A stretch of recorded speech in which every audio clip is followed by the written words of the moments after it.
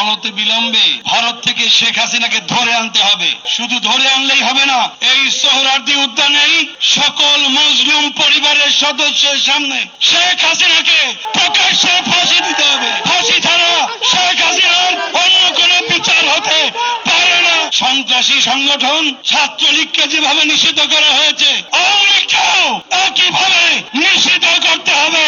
সুতরাং আওয়ামী লীগের প্রতি কেউ মায়া দেখাতে আসবেন না। আমাদের মনের কথাগুলি প্রায় সবই বলা হয়ে গেছে। তারপরও যে জিনিসটি বলতে চাই সেটি হলো এই, অনতিবিলম্বে ভারত থেকে শেখ হাসিনাকে ধরে আনতে হবে।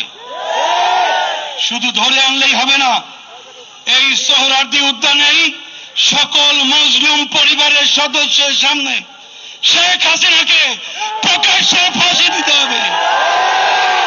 ফাঁসি ছাড়া শেখ হাসিনার অন্য কোনো বিচার হতে পারে না, পারে না, পারে না। প্রিয় ভাইরা, 2010 সালের 29শে জুন জামাতের নিরীহ নেতৃবৃন্দকে তথাকথিত যুদ্ধাপরাধের মামলায় গ্রেপ্তার করে কাউকে 10 বছর, 12 বছর, 13 বছর কারাগারে আটকে রেখে তাদেরকে পরিকল্পিতভাবে হত্যা করা হয়েছে। তাদের বিরুদ্ধে যুদ্ধাপরাধের অভিযোগ ছিল নাটক।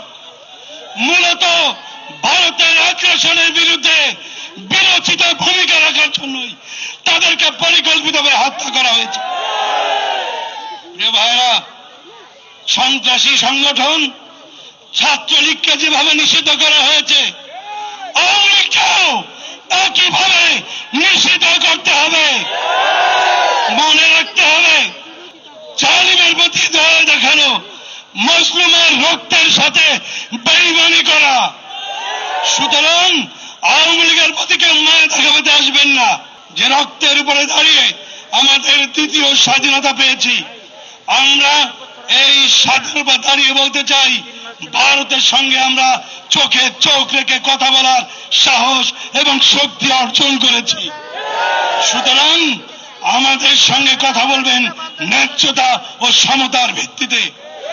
আওয়ামী লীগের ওই নতজানু পররাষ্ট্রনীতি এই সরকারের আমলে আর এই ছাত্র জনতার গণ অভ্যুত্থানের বাংলাদেশে আর হবে না। প্রিয় ভাইরা, আজকের এই সমাবেশে শ্রদ্ধার সাথে স্মরণ করছি ওই 28শে অক্টোবর লগি বৈঠা দিয়ে সাপের মতো পিটিয়ে আওয়ামী লীগ তাদেরকে হত্যা করেছিল, সেই শহীদদেরকে। অত্যন্ত শোকাবহ অবস্থা স্মরণ করছি 2010 সালের 22শে ফেব্রুয়ারি থেকে 25শে ফেব্রুয়ারি ঢাকার পিলখানায় বাংলাদেশের অহংকার সেনা সদস্য, ওই 57 জন সেনা সদস্যকে পরিকল্পিতভাবে আওয়ামী লীগ ভারতের নির্দেশে হত্যা করেছিল। আজকে সেই শহীদদেরকেও স্মরণ করছি। প্রিয় ভাইরা, 2013 সালের 28শে ফেব্রুয়ারি আমার সম্মানিত পিতা আল্লামা সাঈদীকে অন্যায়ভাবে ওই ট্রাইব্যুনাল থেকে ফাঁসির রায় দিয়েছিল। ওই ফাঁসির রায়ের প্রতিবাদে সারা বাংলাদেশে যখন মানুষ বিক্ষোভে ফেটে পড়েছিল, ওই বিক্ষোভরত মানুষের বুকে গুলি করে প্রায় 300 মানুষকে খুনি হাসিনা হত্যা করেছিল। আজকে সেই শহীদদেরকে স্মরণ করি।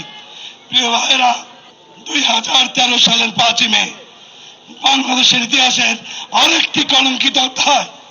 খুনি হাসিনা বাংলাদেশের শ্রেষ্ঠ সন্তান আলেমদেরকে বিনা অপরাধে গুলি করে গভীর রাতে হত্যা করেছে। আমরা সেই সমস্ত শহীদদেরকেও স্মরণ করছি।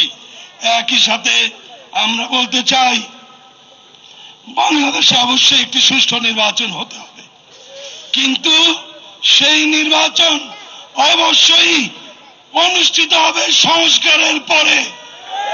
ছাত্র জনতার রক্তের সাথে, আওয়ামী লীগের সাথে, ভারতের সাথে আপোষ না করে কোন নির্বাচন হবে না। আমরা চাই একটা সুন্দর সুষ্ঠু সংস্কারের পরে সুষ্ঠু একটি পরিবেশে 18 কোটি মানুষ ভোট দেবে। সেই ভোটে বাংলাদেশি জাতীয়তাবাদ এবং ইসলামী মূল্যবোধে বিশ্বাসী সরকার গঠিত হবে ইনশাআল্লাহ। একই সাথে শেষ কথা, যে ট্রাইব্যুনালের মাধ্যমে দেশপ্রেমিক ভারতীয় আগ্রাসনের বিরুদ্ধে বিএনপি যোদ্ধা আলেমদেরকে হত্যা করা হয়েছিল। ফ্যাসিবাদের দালালি করেছে যে সমস্ত বিচারকেরা, ওই সমস্ত বিচারকদেরকেও বিচারের আওতায় আনতে হবে।